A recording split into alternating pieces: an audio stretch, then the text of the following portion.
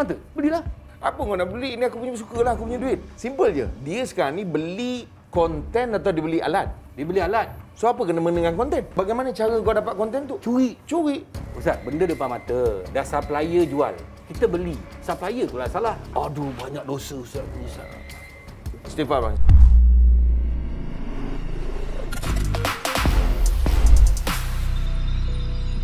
Warahmatullahi taala wabarakatuh dan salam sejahtera bagi yang bukan Islam yang menonton Sembang Viral. Pantas padu padat, pendek aja 10 minit penuh dengan info yang penting, bermanfaat.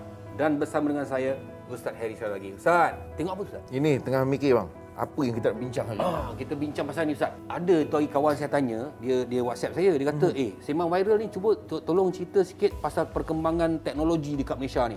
Media kan dulu kita ada satu stesen kerajaan saja TV. Sekarang kita ada banyak. Dengan kita punya jumlah penduduk kita ada 32 juta. Tapi kita punya TV stesen ni banyak Ustaz. Boleh bagus ke tak bagus? Dia teknologi ni bang, sebenarnya dia ada manfaat, dia ada keburukan. Bergantung kepada bagaimana dia dimanfaatkanlah ataupun dia dilaksanakan atau dikerjakan. Kita tak boleh kata orang pukul pukul Rata je lah. pukul rata, tak boleh. Media sosial ataupun media TV ke sebagainya ni, elektronik ni, kita kata dia sebagai juga pendidikan untuk masyarakat Dan memberi peluang pekerjaan yang banyak. Itu of course lah. Dulu zaman-zaman saya mula-mula berlakon Ustaz, ada di stesen kerajaan dan juga TV3 saja. TV3 saja. Jadi peluang kami di luar untuk tampil dalam rancangan-rancangan TV dia agak sukar. Kalau zaman-zaman dulu dapat berlakon dalam stesen kerajaan ni, dalam drama tu pun kerana saya tahu ada satu je drama bersiri yang dibuat. Jadi peluang tu berkurangan. Tapi alhamdulillah sekarang ni bila dah ada banyak stesen tempatan ni, kita melahirkan banyak juga bintang-bintang, artis-artis apa semua kan. Ramai orang boleh cari makan. Bukan kata di depan tetapi di belakang tabir juga. Bagaimana industri media elektronik ni memberikan impak yang besar kepada ekonomi. Tetapi Ustaz, ini ada tetapi sikit. Ada satu benda baru yang mana dia panggil Android Box. Android Box ni Ustaz, dia boleh beli dekat pasaran. Lepas tu semua channel boleh dapat Ustaz. Bila saya cakap dengan orang, kenapa kau beli benda ni, kata, benda dah ada depan mata. Belilah. Tapi benda tu kan macam cetak rompak Ustaz. Saya pertama sekali bila abang sebut tadi pasal media elektronik itu, saya kata di antara hari ini yang dapat membawa kecenderungan masyarakat kita kepada untuk dekat dengan agama juga ialah daripada keterbukaan media elektronik dan juga kita panggil media massa lah. Sebab kalau abang tengok dulu kan, mana ada ruang-ruang yang begitu luas. Saya ingat dulu kalau ada satu radio ni bang, saya ingat 2 minit kot sebelum azan tu. Lepas tu dia baca sikit, habis. Sekarang tak. Berebut-rebut. Kita tengok stesen radio, stesen TV, termasuklah kita. So kalau kita kata benda ni satu usaha, kerja bang, maknanya dia ada hasil kan. Dia kerja tentulah ada hasil. So bagaimana hasil ini? Adakah dia satu benda yang boleh orang ikut sukati ataupun sebenarnya dia ni ada hak milik? Isu orang faham Android ni bang, yang baru-baru ni viral, orang marah tu. Lagi kalau cuba lah bang suara, mari kita lantam Rosyam no. Sebab apa? Orang rasa, apa kau nak beli? Ni aku punya suka lah, aku punya duit. Itu bukan isu dia. Isunya kita nak faham dulu, apa benda yang terhasil daripada usaha ni yang kita ada hari ini ni. Adakah benda ni dikira sebagai sesuatu yang memang bebas untuk semua orang ataupun dia ada pemilik? Bila dia ada pemilik, so tentunya dia ada cara. Islam mengiktiraf yang disebut sebagai harta intelek. Harta intelek ni idea, buah fikiran, apa saja bang.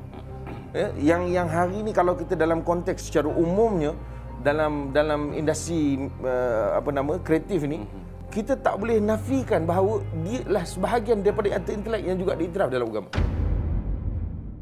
Yang kita nak bincangkan sekarang bila ada Android Box ni Ustaz, di mana dia boleh dibeli dengan satu kadar harga saja. Tidak ada sewaan, tidak ada apa. Mereka juga dapat siaran-siaran stesen berbayar. Tetapi mereka hanya bayar sekali. Mereka tapau sekali Ustaz, boleh tengok sampai mati. Adakah itu berdosa Ustaz? Simple je. Dia sekarang ni beli konten atau dia beli alat? Dia beli alat. So apa kena dengan konten? Konten tu dia taruh dekat dalam alat tu dah. No, dia beli alat tu, bukan dia beli konten. Sebab itu alat itu pula, adakah dia beli konten tu? Tak. So maknanya bagaimana cara kau dapat konten tu? Curi. Curi maknanya berdosa lah. Kita sebut secara umum. Ustaz. Kita tak ada duit nak langgan stesen berbayar, tapi kita nak tengok, Ustaz. Inilah masalah kita. Yang ini apabila kita... Tak ada niat nak mencuri, Ustaz. No. Bukan itu isu dia, bang. Niat ni dia ambil kira kalau dalam keadaan itu tidak jelas, baru kita pakai niat. Tapi kalau dalam keadaan ini jelas, apabila Islam mengiktiraf harta milik orang lain, itu perkara asas. Ada orang cakap, bang, apa pula dalam konten dalam TV itu bukan semuanya elok sebagainya. Contohlah dia kata gitu. Itu soal konten, itu perkara yang lain. Ini soal sikap kita. Boleh ke kita ambil hak orang? Tak boleh. Tak boleh. Mengambil hak orang tanpa kebenaran atau kita merosakkan hak orang, menafikan hak orang, itu satu perkara yang disebut jenayah dalam konteks fiqh itu sendiri. Jenayah intelektual. Yes. Masa beli Android box tu, kita tak tahu pun ada siaran berbayar. Tapi dah ada, Zat, kita tengok je lah. Nah, jadi sekarang ni berbalik kepada, dia sebut, mintalah fatwa dengan diri kamu. Minta fatwa dengan diri sendiri. Kau nak terus ke atau macam mana? Ustaz, benda depan mata. Dah supplier jual. Kita beli. Supplier tu lah salah. Dia ginilah bang, saya ingat perkara ni sebenarnya kalau kita tak bincang dari segi agama pun, orang tahu salah. Kita cuba duduk pada posisi orang yang menghasilkan sesuatu dengan penat lelah. Ini kita tak cerita lah bang, dalam TV ni macam-macam ada lah Kita bercerita dalam konteks kita sama viral ni. Bayangkan, ada setengah-setengah program yang memang dibuat terpaksa nak mengambil masa. Katakan kalau program penceramah tersebut, konten tu nak disunting sebagainya, tiba-tiba orang ambil, orang gunakan sebagai untuk melariskan dia punya jualan. Bukankah itu menganiaya orang yang mengusahakan sesuatu? Kalau perbuatan ini kita anggap sesuatu yang biasa, kita kena duduk di tempat orang yang mengusahakan sesuatu tadi. Dah pihak berkuasa tak tangkap, Ustaz. Saya beli, supplier yang jual. Tapi supplier ni jual, tapi pihak berkuasa tak tangkap. Ada macam biar buat tak tahu. Tak boleh lah. Hukum dah ada tapi tak nak melaksanakan hukum. Kalaulah mereka juga melihat bahawa benda ni pandai kau lah sendiri, sedangkan mereka sepatutnya melakukan sesuatu, maka dia orang juga dalam konteks agama kita pandang bahawa satu perbuatan yang salah, menyalahi apa yang ditentukan oleh agama dan dia berusaha. Okey, kalau macam contohnya Ustaz kan, saya duduk kat rumah saya boring. Lepas tu saya download filem-filem, lagu-lagu dalam internet. Maknanya benda ni pun macam mencuri lah, Ustaz. Kita tak nak bincang tu terlalu menjurus dalam konten dan sebagainya. Tapi asasnya kita nak memahamkan, ambil hak orang, maka dia adalah salah. Aduh, banyak dosa, Ustaz. Aku ni, Ustaz. Istighfar bang, istighfar. Astaghfirullahalazim. Tapi banyak juga orang curi konten saya, Ustaz. Tapi abang halalkan je lah bang. Halal kan, Ustaz? Halal je lah bang. Senang halal, Ustaz. Kita nak pahala bang. Dunia sampai ke mana? Menghalalkan dapat pahala, Ustaz? Ayalah, kalau kita tak nak ambil kira apa yang orang buat pada kita, dapatlah pahala. Keburukan dibalas dengan kebaikan, tentulah pahala. Contohnya Ustaz kan, Ustaz berceramah. Okey. Ustaz. Alright. Ustaz berceramah. Baik. Lepas tu ada orang rakam. Baik. Dia rakam. Lepas tu dia masuk dekat dalam channel dia. Baik. Tak ada minta kebenaran Ustaz. Tapi dia buat benda baik, Ustaz. Betul. Salah ke? Perbuatan dia benda baik itu betul. Tetapi kalau tujuan dia buat perkara tadi adalah mengambil kesempatan dan untuk meraih keuntungan, salah. Habis orang yang tengok dekat yang tempat dia platform tu, Ustaz. Ada setengah perkara ni yang memang kita berada di persimpangan istilahnya. Macam contoh program agama, memang tujuan untuk dakwah.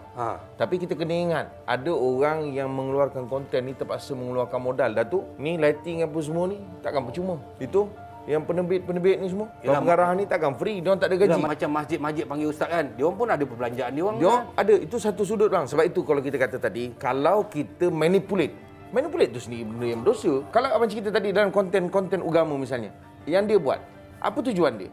Oh tak, saya Ustaz sebenarnya saya nak bantu menyebarkan dakwah ni. Okey, good. Tapi kalau dia memang kejar konten ini kemudian untuk nak manipulate, kemudian dia dapat keuntungan semata-mata dia manipulate keadaan tadi, maka berdosa. Jadi kalau kita menggunakan teknologi itu secara tidak ada kebenaran, maka apa yang kita bincangkan pada hari ini adalah haram. Jangan kita kongsi kalau tak pasti, jangan kita buat wakaf dosa. Assalamualaikum warahmatullahi wabarakatuh. Salam sejahtera bagi mereka yang bukan Islam yang menonton dan menyokong Sembang Viral setiap malam di TV9 7.30. Jangan lupa kita jumpa esok. Kalau tak puas hati, kita sembang tepi. Terima kasih Ustaz. Bye.